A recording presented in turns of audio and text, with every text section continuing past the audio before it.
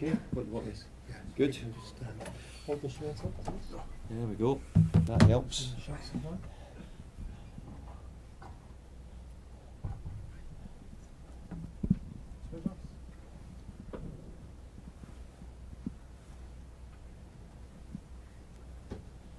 Thank you. Okay, thanks very much. Cheers, thank you.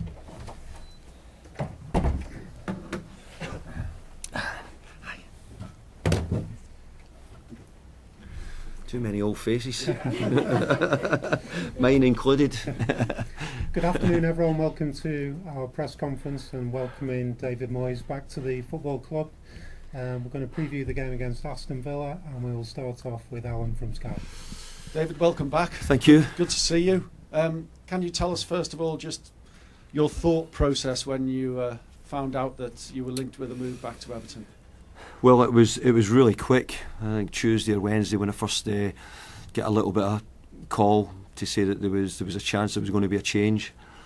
I had several conversations with Dan and Mark, and that's where it really took off from, really. But up until that point, I had no idea. I actually thought, Sean was doing a really good job, and I didn't see any changes materialising at the time.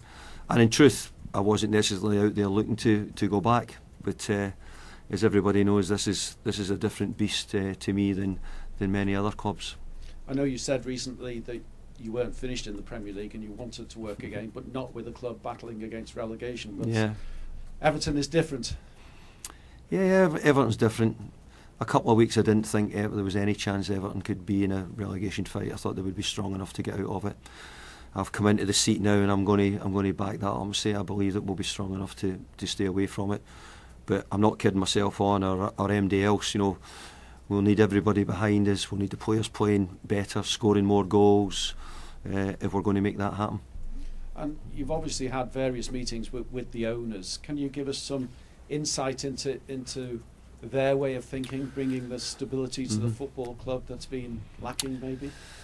Yeah, well, look, there's a lot of people in this room included who've probably seen the last few years at Everton. It's been a difficult time, and I admire a lot of them for steering it through a difficult period. But I have to say that Dan and Mark were very good. I think a lot of Evertonians should be happy that at the moment it looks like they're going in the right direction. I've been really privileged here to work under some great owners and people who've helped me.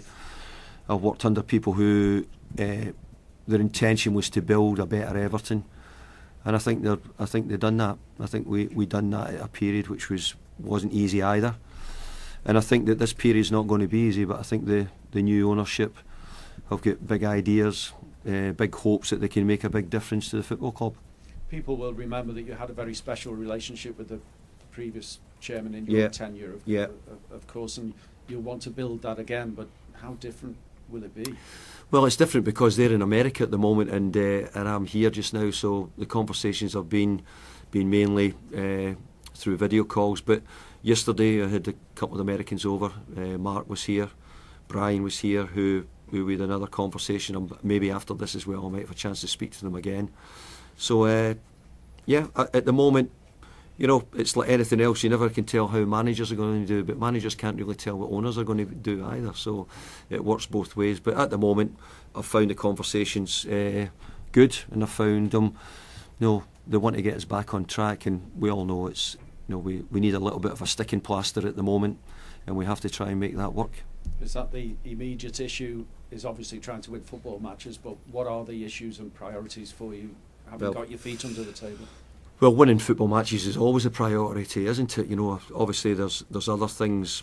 There's sort of building a club back up if possible. And I don't think it's been done by any managers. I think the damage has been done through a long period of time. But I actually think, I had a great time here. I'd love to be part of making it better if possible. I think at the end of it, there's a stadium, but the stadium looks the business. It looks elite. So we need to start getting some elite players. We need to start looking at the level of the players that we can give everybody something to shout about when we move to the new stadium. On that note, have you been given any indication at all about availability of funds in this transfer window, and is that something that you would seek to utilise immediately? Absolutely. If I can give the supporters something to shout about as well, by bringing in some new players. It's probably the things which the managers do. I mean, it's never that easy, and it's maybe probably even a little bit more difficult here because it's not been a great situation for a while. But I need to impress the people, tell them that we need them to come. What we're going to try and do here. The new players who are going to come here, we want them to be excited by the thought of going to the new stadium.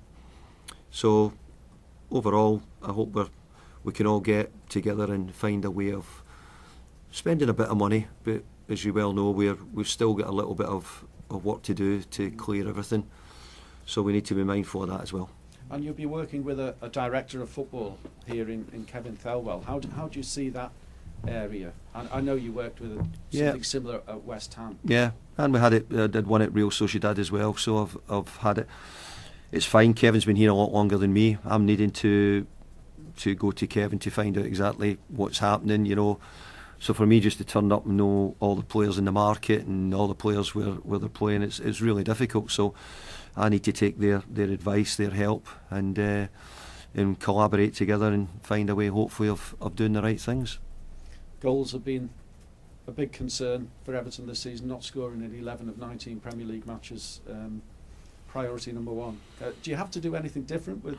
Is it a confidence factor with strikers? Well, I think if we all knew the answer, then we would have done it, or the past manager would have done it as well. We have to find a way in scoring goals now.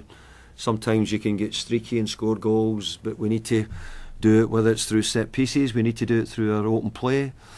But of course you need all the players to chip in with the goals. But we'll be putting more pressure on the forwards to try and be the ones who do it. And we might look to strengthen in those areas if we can't get results ourselves. Thanks, David. Thanks. I will go to Ellen at PLP. Hi, David. Hi, Dave. Just coming from your first training session with the lads not so long ago. What shape is the squad in? Well, it's the first day I've been with them. Really, today was an opportunity to train with them and see them. I think the squad's in good spirits in the main. They're obviously been in this position before, so the position they're in just now is not something which has just happened to them. They've done really well to make sure that they weren't in the wrong places in the Premier League in the last couple of years. So I don't think you want to get a feeling that we're very good at avoiding being down near the bottom. But I found the players good today, and I've got to say I really enjoyed being out with them. We trained well, we had a bit of laughter, a bit of fun as well.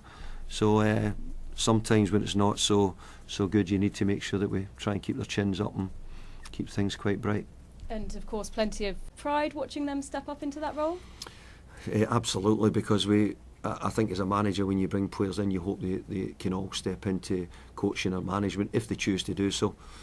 I'm really fortunate that I've had so many now over my time who are getting into management, but it also shows my age as well at times, so I have to be mindful of that. But look, Bainsy has been around for a long time here and he's been working with under-18s, and I just thought it was right that Leighton get a chance to step up. I'm getting told he's a very good coach and can work well, so we'll do a lot of things, but as I said, we're probably going to do things up and see how we get to in the summer.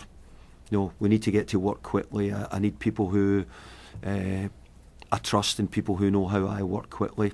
We may look to alter things a little bit in the summer, but at the moment, I need people around me who know exactly how I'm going to work. Could you see yourself working with those two in a coaching capacity in the future? Yeah, I mean, Seamus still wants to play, but I've got to say Seamus is a great leader off the pitch as far as I know. I've been away for a long time, but I think we bought him for about 60 grand at one point, and it's been great value. I hope we can buy a few in this window at that price and be as good as Seamus has been. And in terms of that FA Cup game, one of the big headlines afterwards, of course, Amanda Broyar going down in such a concerning fashion. Yeah. Do you have an update on where he is? Yeah, he's going for another scan. I think there's a little bit mixed. One moment we're thinking it's not too bad, so that's why we're doubling up. We're just waiting on a bit of swelling going down before he goes for the scan, and hopefully we'll get a better idea in the next few days. Thanks, Alan. We'll go to Dan at the BBC. Hi David, Hi, Dan. congratulations. Thank you. A bit more experienced, maybe a bit wiser. It's interesting though when you go back, Dan. You sometimes when you're youthful, you don't carry as much baggage. The different things that come up through your career. Obviously, I've got over 1,000 games now and quite a lot of experience in the Premier League. But Everton were really the reason that started. They gave me an opportunity when I was a young coach. Gave me an opportunity to step into the Premier League, and it was a great period for me. And I'll be ever grateful, as I am, for getting a second go at it. And how valuable is that experience at West Ham, David? I mean, there are real parallels in that. When you went there in 2019, they were just above the relegation zone, saved them, and then you went on to enjoy success there. Yeah. Get them into Europe, and we know what happened after that. Can you draw upon that experience here, given similarities? Yeah, I feel as if I will do, and I can. I mean, ultimately, the thing that we've got to say is make sure that we're not near the bottom. That's the big key. So after that, we can decide how we go and what we do from there. The period we at West Ham was a great period for the club, I felt, as well. And I think that we grew West Ham in a certain way, which certainly we got away from relegation trouble and went on to I think we had a 6th finish, a 7th finish, a 9th finish out of 3 out of 4 years in the Premier League. At Everton here, I can only remember as always feeling that a team who were challenging against the top teams, trying to be in Europe. That took a little bit of time, but we done it quite quickly here, and I done it quite quickly at West Ham. So my idea is to try and do everything as quick as I can here, because I'm not going to be here for 11 years like I was before. I'll be here for a period to try and maybe stabilise and try and take the club another direction or get it better. So I'm really looking forward to it, and I hope that I can have similar levels of success in some ways, which West Ham had, and actually I think even Everton at the time. I think if we look back now, we'd say there was probably levels of success in those years as well. And as you've touched upon earlier, this is a club that's gone through quite an ordeal in recent years: relegation fights, points deductions, the threat of financial difficulties. But there's this excitement, as you say, of the new stadium and this new start. Mm-hmm. Do you see that as an awesome, very exciting responsibility? But with that comes a great deal of pressure to be the man to ensure that come next season, this club is in the Premier League still. I do, Dan. I see it as a huge pressure, and I think when you care so much about a club, and you've had such a long period, and even today there's a lot of people here who was here 11 years ago, a lot of the same press who were here 11, 12 years ago. It makes me realise, that it is a really popular football club, and one that needs to be in the top flight, and has been. And look, it would be a great feeling for us all to go into the new stadium, but it will be mainly great if we're a Premier League club and we can give everybody something to shout about. Thanks, Dan. We'll go to TalkSport. Hi David, I know you Hi said there. that it kind of came around quickly, but in the time that you've been away, have you ever thought you'd like to come back, feel maybe there's unfinished business here? Well, I've come very close to coming back on, I can tell you, 3, maybe 4 occasions. I've had talks at different times, different periods in my career to come back, and it for different reasons has fallen through or not quite happened. But that's football, and I've got no problem with that at all. But it used to be going back didn't sound good, but I went back to West Ham after the first time, went back to the second time, and we went on to win a European trophy. Sold the most expensive player in Britain. So sometimes at football clubs, I remember here in the early days having to sell Wayne Rooney, and in the onward journey we had to sell players to sort of rebuild and get ourselves a better team. So we're back on the journey again. And how dissimilar is the job that you are undertaking now compared to the one that you took when you first came here? It's really difficult, because the thing that I would say is I remember my first day, and I have to say I was really nervous coming back here. I came back yesterday to see around. I was really nervous coming back. Hadn't been back here for so long. Hadn't been back here since the day I left. But the first day when I walked in, I had to go into the dressing room with David Ginola, Paul Gascoigne, Duncan Ferguson, Tommy Graffison, with me being a really young coach, and I'm saying, my goodness, they won't even know who I am, So I walked back in a different stage of my career, probably. People know me a bit more, the players will know me. I know a lot of the players from the teams and playing Everton, and some of them who I've probably tried to sign myself. So I hope that we can get together and work well and make something happen. You obviously start against Aston Villa. The job that Unai's done there is maybe kind of an example that you want to follow with Everton. Took them over when they were at the bottom now. Amazing job. I don't think we should be surprised. But let's be fair, they've been consistent in their spend. Aston Villa over quite a few years now tried to back the managers, tried to make sure that the team was improving, buying good players. But the manager there's been is a wonderful manager and has shown doing a really good job. Thanks, Matt. We'll go to Julia. Hiya, David. Hi there. Hiya. What will Everton, David Moyes 2.0 Everton play like then?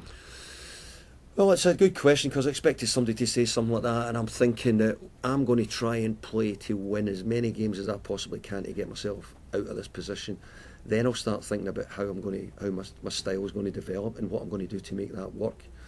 I couldn't tell you exactly what the biggest strength of all the players here, because I might know better, say, in a month's time once I've had them. I get to see them play. I get to see best positions, how I think they know what they're good at. So for me to come in and sort of strike something, I don't know if we're in that position where we can quite do that yet. But my plan is to come in and get as many wins as I possibly can. Will having 2 home games in a matter of days help with that? And help you settle back in as well? Goodison will help. But what we've got to talk about is the opposition. We're playing against two really good sides. I know Tottenham are having a little bit of up and down, but 2 big games that, my history will tell me about Goodison has played such a big part. If it could do it again and help us, it'll be really important. I feel now that we need a little bit of help. I saw the support that the Evertonians gave the team in the run-in last year, which was needed. Hopefully we're not as in that position at the moment, but I'm hoping that the crowd get right behind the players. Do you believe this is a relegation battle then? I believe we've got a team of players who, a few weeks ago, I didn't see any difficulty. I don't know whether it's just the odd result or maybe other teams picking up a few points. But we've got a lot of work to do to move up the table, and we have to do that. So I'll focus on the next game. It's very little time to really have prep with just the way things have gone, and I hope that we're ready the best we can against Aston Villa. I appreciate it. It's been a really quick turnaround and you arriving. You said there that you believed these owners want to build a better Everton. So the conversations you have had, what was it that convinced you about that? What did they say? Well, I think that the problems with the club have had, we feel as if they're not completely over, but we're very close to getting them over. And I think that's the bit what excites me more. I think then we can go back to maybe trying to grow the team. I think for many years it's been stifled because of the financial situation.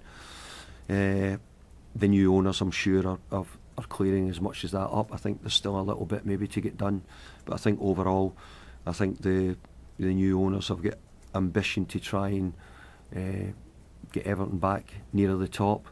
And if you were a new owner coming in to take over a new stadium, what's getting put up, it'll be fantastic. And I remember here when I first came in, everybody was talking about what area are Everton going to move to in the stadium. We were out looking at different sites, and we sit here today in Finch Farm. And I remember the first day I came in, the last time I was getting asked would I come and look at these strawberry fields to see if it was if they would. Do you think a training ground would be suitable here? I remember coming down on just about the first day I took the job before. So things move on. We're now coming back to a new stadium. So I'm hoping I can lead the team into that arena. Thanks, Julia. We'll go to Carl at the Press Association. Hi, David. Hi there, how you doing? For me. About yourself, good. You've obviously, in the last decade, watched from afar about what, with maybe some interest, maybe not, about what's going on here. I just wondered how you feel about the state and the status of the club now, as it is now, compared to where you left it.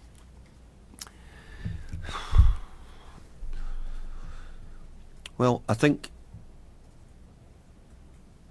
I left, and I'm only saying this, I felt as if I left a brilliant team. Great characters. I had, the staff round here were amazing at Everton. They really were, and we were really close. I've walked back into a different thing now. You know, instead of maybe having, I don't know, 10, 15 staff around, we're probably walking into a place having 80, 90 staff, you know, so there's big changes over the years. But probably the biggest compliment I could give would be the players I had and the players we had. It took me a bit of time to build that, but I actually thought most years here at Everton we made a bit of progress.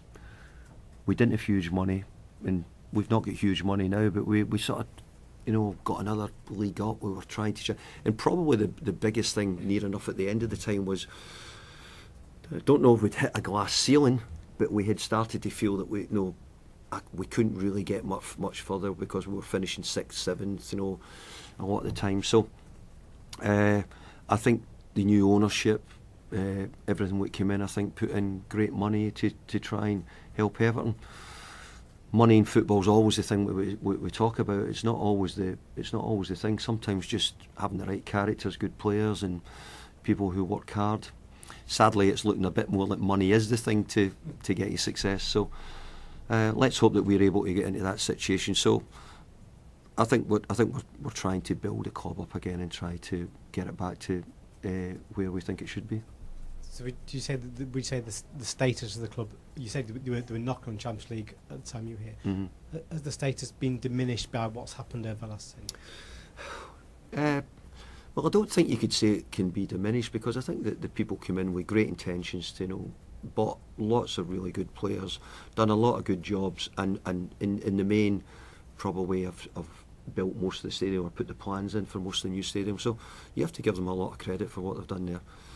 I don't understand all the things. I don't know where the financial fair play stuff, etc., changed over the years. But what I do know is that I don't think they came in with the wrong intentions. Thanks, Carl. We'll go to Will at the back there. Hi, David. There's 11 players who are out of contract in the summer. Obviously, they moved to a new stadium. Maybe the PSR situation will be a bit better. Does it feel like there is a bit of a blank canvas that you can build on? Yeah, it works. Obviously, you're saying there's players coming out of contract, but I need a lot of those players to show that they're up for helping us and not thinking about other things if they are. I mean, obviously, I'm just in, so I'm not in a position to judge on what they're doing. You know, I'm sure the people before have had a look at that. But you're right. I think that there is a chance for a freshness. But I don't know. You people know much more than me about what's been spent over the years and different things. And you know, maybe we need to be really careful on how we spend and what we spend it on, and the people we bring in, so that we get it right. We don't want to mess up with what we're going to do. So, but you're right. I think there's 11 people out of contract, and you know that'll be something we'll need to do. But let me say, I think in football, sorry, I can see you now. I think in football generally, you're going to find it a little bit more. I think that players are now running their contract down more than maybe done years gone by, and I think because bigger squads mean that most clubs will probably be moving on 4, 5, 6 players most year, and probably try to bring in 4, 5, 6 players more than what they used to do in the past. One of those players is Dominic Calvert-Lewin. He scored 2 goals this season. You talked about putting pressure on the forwards. Do you talk to Dominic about his future, and how do you get the best out of him if he is to stay and see out his contract? Well, I've probably only sort of got round the players today, and I'll get a chat with him. But yeah, I think we all feel that he could be the one who could make a big difference. You know, get his goal scoring boots back on. It'll be a big help to Evertonians and to the manager as well. We'll give him as much confidence and help him as much as we can. We'll give him as much practice as we can. But then there's a little bit where you need the player then to stand up and do his bit as well. So, but I'm just in, so hopefully we'll get him working. But I've told him that, you know, I'm needing goals off him right away, and he has to start delivering. I don't know how much you know about team news. Do you know if Dominic's back? He missed a Peter game. Do you know if Dwight McNeil's back as well? No, Dwight's not. I know that.